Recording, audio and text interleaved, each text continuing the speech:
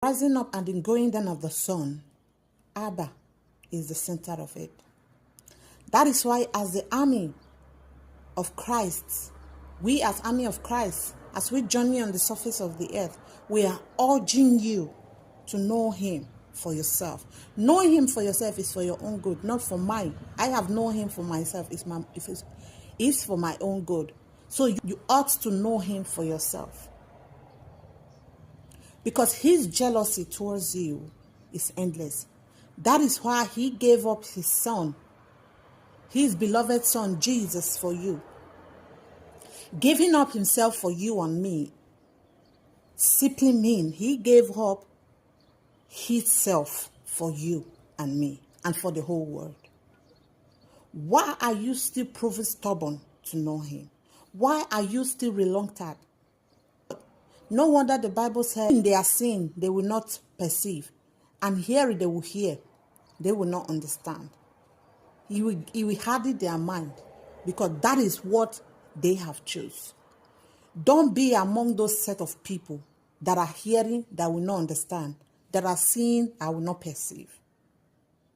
Because you are choosing your own condemnation. We as army and soldiers of Christ, journey on the surface of the earth, we ought to preach Jesus, the resurrection, the cross. We ought to build for the house that Christ has built. Because any other thing apart from what Jesus came to do, being it angel or whatsoever person, a prophet, telling you all this power, seek power, seek power. Yes, it's good to seek power, because I listen to some people talking about power.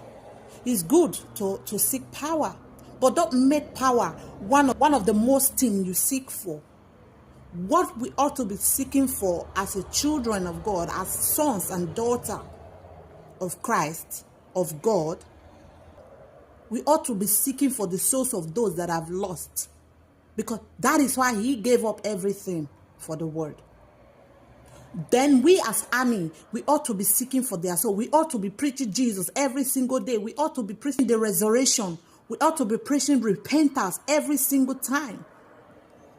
Not coming up to the pulpit preaching about power, wealth, power. Yes, it's good to preach wealth. It's good to preach power, because he said in Mark 16, verse 16 that, this sign shall follow them that believe. Of course, the signs shall follow us. The signs are following us that believe. Not telling them about power every single day.